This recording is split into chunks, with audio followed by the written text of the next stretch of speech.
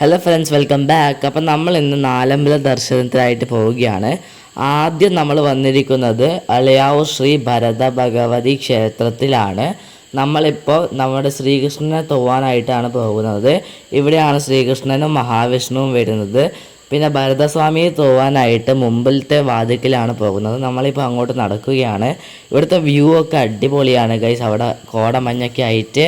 പിന്നെ ഇവിടെയാണ് നമ്മുടെ ശ്രീകൃഷ്ണൻ്റെ ഇത് വരുന്നത്. നമ്മുടെ ഭരതസ്വാമിയുടെ അടുത്തേക്കാണ് നടക്കുന്നത്. ഇവിടെയാണ് ഭരതസ്വാമി വരുന്നത്. നമ്മളിവിടെ കുറേ വഴിപാടുകളൊക്കെ ഉണ്ട്. എന്നിട്ട് നമ്മളിത് ഭഗവതിയാണ് ഇവിടെ കാണാൻ വന്നിട്ടുള്ളത്. അത് കഴിഞ്ഞ് താഴെ നോക്കുകയാണെങ്കിൽ ഇവിടെ ഏതോ ഒരു സ്ഥലം കാണുന്നുണ്ട് ഗൈസ്. അവിടെ അടിപൊളിയായിട്ട് നല്ല വ്യൂ ഒക്കെ ഉണ്ട്. ഇനി നമ്മൾ ഇവിടുന്ന് തിരിച്ച് മടങ്ങി പോവുകയാണ് വീട്ടിലേക്ക്. അവിടെ സൈഡിലൊക്കെ ചെരുപ്പ് വെച്ചിട്ടുണ്ട്, അവിടെ നിന്നാണ് എടുത്തത്. എന്നിട്ട് നമ്മളിപ്പോൾ നടന്ന് വണ്ടിയിലെത്തി. ഇപ്പോൾ നമ്മൾ അടുത്ത അമ്പലത്തിലേക്ക് എത്തുകയാണ്. ശ്രീരാമക്ഷേത്രത്തിലേക്കാണ് അടുത്തത് വന്നിട്ടുള്ളത്.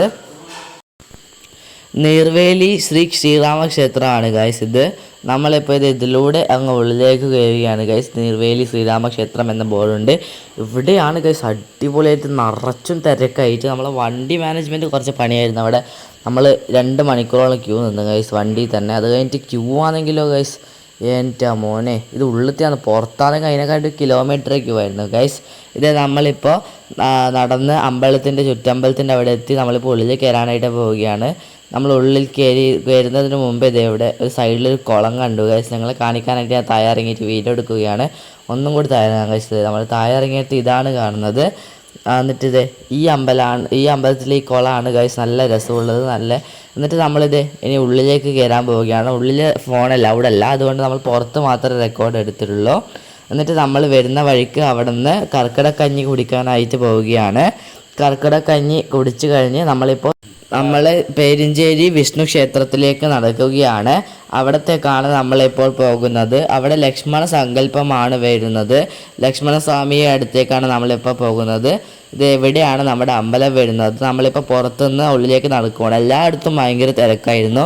പക്ഷെ നമ്മളെ ഭരതൻ്റെ അമ്പലത്തിൽ മാത്രം അധികം തിരക്കുണ്ടായിരുന്നില്ല.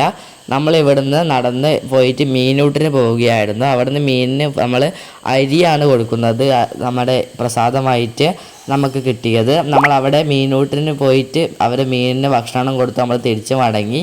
ഇതാണ് നമ്മുടെ ചുറ്റുവട്ടത്തിലുള്ള ഇതെന്ന് വരുന്നത്. നമ്മളിപ്പോൾ ഉള്ളിൽ കയറിയിട്ട് പുറത്തേക്ക് പോകാൻ നമ്മളിപ്പോൾ ഉള്ളിലേക്ക് കയറാൻ പോവുകയാണ്. ഇവിടെ നിന്ന് കുറേ ആൾക്കാർ ഇപ്പോൾ വരുന്നത് ഫ്രണ്ട്സ്. നമ്മൾ ഇനി ഉള്ളിലേക്ക് പോവുകയാണ്. എന്നിട്ട് നമ്മുടെ ഉള്ളിലേക്ക് തോതു നമ്മൾ തിരിച്ച് മടങ്ങുമ്പോൾ ഇവിടെ ഭയങ്കര മഴ പെയ്തു. നല്ല കാഴ്ചയായിരുന്നു ഫ്രണ്ട്സ് ഇവിടെ. അത് കഴിഞ്ഞ് നമ്മളിപ്പോൾ പോകുന്നത് പായം ശ്രീ മഹാവിഷ്ണു ശത്രുഘ്ന ക്ഷേത്രത്തിലാണ്. നമ്മളവിടെ പോയി ചുറ്റമ്പലമൊക്കെ ഇവിടെയാണുള്ളത്. നല്ല രസമാണ് ഗൈസ്. ആ അമ്പലം എന്ന് പറഞ്ഞാൽ നല്ലൊരു അമ്പലം തന്നെയാണ്. ഇതാണ് ഫ്രണ്ട് വശമായിട്ട് വരുന്നത്. നമ്മൾ അവിടെ നിന്ന് അതിന് ഉള്ളിലേക്കുള്ള കാഴ്ചകളൊക്കെ കാണിച്ചു തരാം. ഉള്ളിൽ റൗണ്ടായിട്ടുള്ളത്, അതിൻ്റെ പിന്നിൽ നമ്മുടെ സുദർശന ചക്രമില്ല, അതിൻ്റെ ഏതോ ഷേപ്പാണെന്ന് പറയുന്നത്. അതിൻ്റെ പുറത്ത് ഇങ്ങനെ ഒരു അമ്പലവും ഉണ്ട്. നല്ല തിരക്കായിരുന്നു അവിടെ. പക്ഷേ നമ്മളിപ്പോൾ തിരക്കില്ലാണ്ട് കുറച്ച് വീഡിയോ എടുത്തതാണ്. ഇവിടെ നിന്നാണ് നമ്മൾ തൊഴുന്നതൊക്കെ. അവിടുന്ന് തൊഴുത് നമ്മളിപ്പോൾ വീട്ടിലേക്ക് മടങ്ങുകയാണ്. നമ്മുടെ വീഡിയോ ഇഷ്ടപ്പെട്ട എല്ലാവരും സബ്സ്ക്രൈബ് ചെയ്യണേ ഗൈസ്. Okay, by.